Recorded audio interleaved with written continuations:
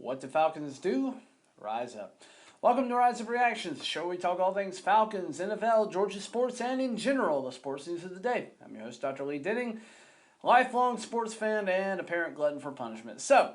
Falcons had a pretty bad and complete loss after having a complete game against the 49ers. We turn around and have a complete loss against the Cincinnati Bengals. Joe Burrow put on a clinic through the air.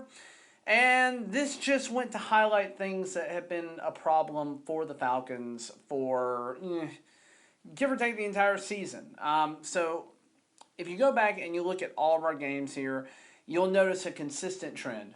Halfway decent rushing defense, not allowing more than 100 yards in any game. In fact, most of the time, not even allowing more than 70 or 80 yards in games. But you'll see pretty consistently, whenever we play a halfway decent quarterback, or even a not halfway decent quarterback, over 300 yards, plus or minus one interception, multiple touchdowns by the quarterback, just giving up a ton through the air. Now, it did not help that in the first quarter, A.J. Terrell had a non-contact hamstring injury where he had to come off and was done for the rest of the game. Hamstring injuries typically require several weeks to completely get over. He'll be probably limited throughout the course of this week.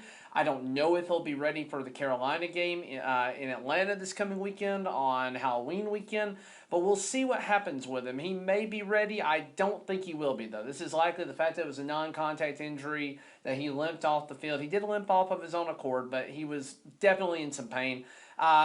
Thank God it's not a knee injury, though. It wasn't a Breece Hall injury where it looks like Breece Hall is out with an ACL tear, for a possible ACL tear. We'll find out today for possibly the rest of the year. But Joe Burrow threw 481 yards. 481 yards through the air. Now, let's just look at all of it. He threw it to a bunch of different people, too. Let's look at the box score here and look at the stats of everybody.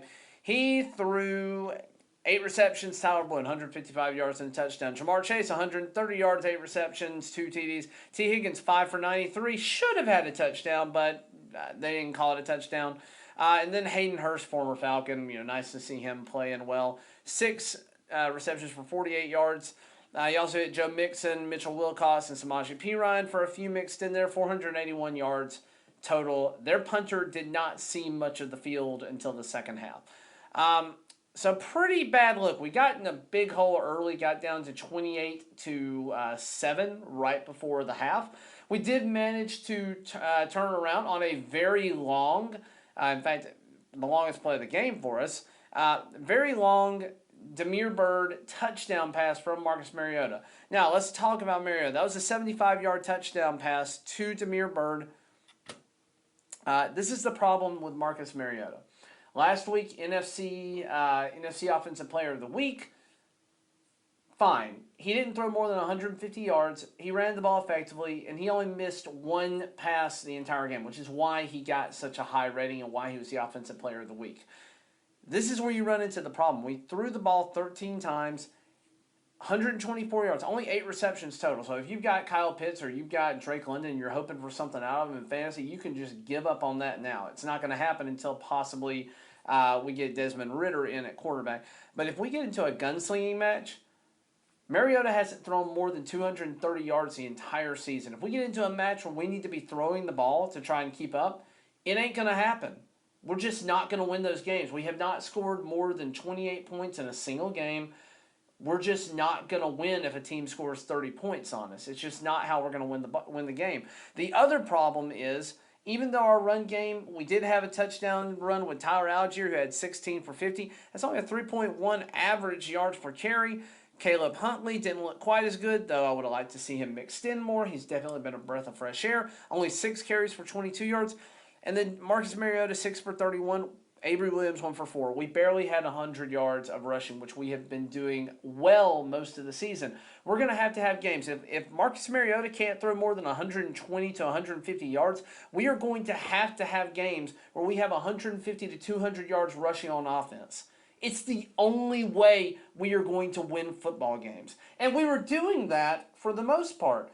Up until this week, we have been competitive running the ball. We didn't do that. We were unsuccessful against the Cincinnati Bengals. And again, our secondary got a little banged up, but good God, this was just terrible. It was bad. I don't have any other words for this but bad. We did have 3 sacks. Grady Jarrett, Lorenzo Carter, and D'Angelo Malone all found a way to get to the quarterback, but this is just not looking good for us. Like, we got to be better. We cannot give 481 yards up through the air. Now, Joe Burrow should be one of the better quarterbacks that we face going forward here for the next few weeks. We have, quarterback-wise, I say that, but I kind of lied a little bit. We have the Panthers this coming week. At home, we get the Panthers, P.J. Walker. They just beat Tampa Bay. I can't believe Tampa Bay and the Falcons are still tied for first place in the division, even after this loss this week. But the Panthers helped us out tremendously, but they are not dead in the water in spite of losing Robbie Anderson, Christian McCaffrey, and any semblance of a solid quarterback room and a head coach. They are still doing okay. They scored, I think it was 21-3 was the final of the Tampa Bay game. They're still winning games. So they're not the pushover that we thought they were going to be. I still think we'll win that game and could potentially take the division at that point. But then we have the Chargers at home. Justin Herbert didn't win this past week, didn't look particularly great. He may still be nursing that rib injury a little bit. But that's not going to be an easy game. That's going to be a game that I look for him to throw more than 300 to 350 yards. He did just lose Mike Williams for the season on a horrible lower leg fracture. But I don't look for us to win that game. Keenan Allen, unless Keenan Allen is out and Mike Williams is out, they're going to be leaning heavily on Austin Eckler and whatever else they have there. If their top receivers are out, that's a winnable game. If they have either one of their top receivers there, that's no longer an advantage for us at all. They could win that game easily throwing 350 yards. Then we go back 4 days later to Carolina to play them again. That's going to be tough just because it's a short week.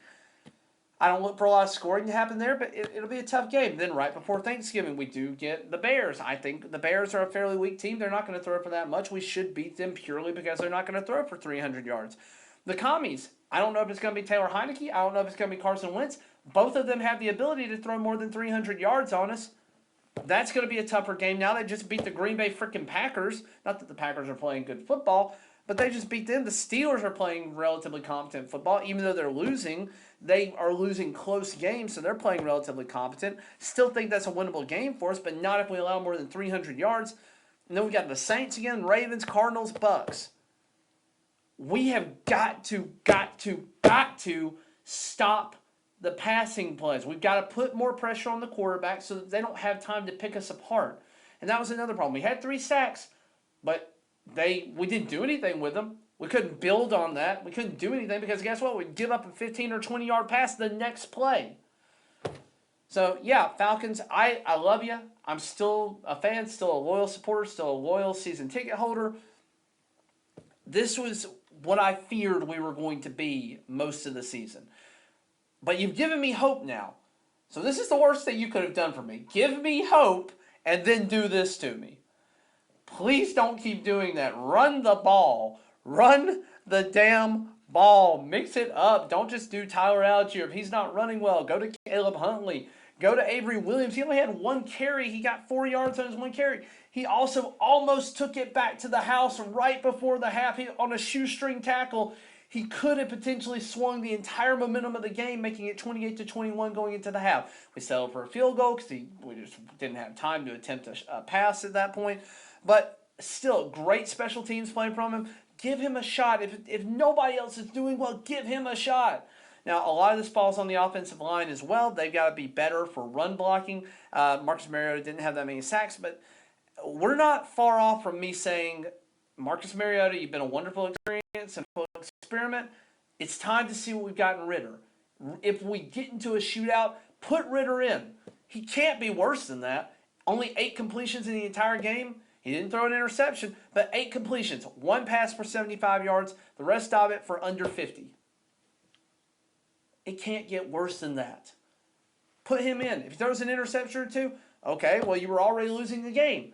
Put Ridder in the ball game, especially in the next stretch of games we have. Again, 1, 2, 3, 4, 5. 5 winnable games with the teams playing football like they are right now. Give Ridder a shot. Put him in the best situation possible to gain some experience, to gain some traction with the offense. Put him in the game and let him get a shot here. It is more than worthwhile going into this next stretch to see what we've got in Ridder when it's going to be a little less pressure on him overall. That's just my thoughts on it. Let me know what you guys think down below. Disappointing week overall. Definitely thought the Falcons would play better football than that. Thought we would run the ball for at least 140, 150 yards because we've done it against harder teams. Joe Burrow and Bengals, congratulations. You guys played amazing football. Looked every bit like the Super Bowl runner-ups that you were last year. The Bengals are turning their season around. I do look for them again to win that division. This was a tough team, and it was not a game that I really thought we had a chance in at the beginning of the season. I did pick them this past week to beat the Bengals just because of the hype around it. But, again, not one that I had a whole lot of hope. That was a little bit more of a hope and a prayer. I'm going to try and be more realistic going forward. Though, realistically, I do think these next 5 games actually, next 6 games are our most winnable games the rest of the year. That's what I think. Let me know what you think down in the comments below. Consider liking and subscribing to the video. It'll help the channel grow. Thanks for watching, guys, and until next time, rise up.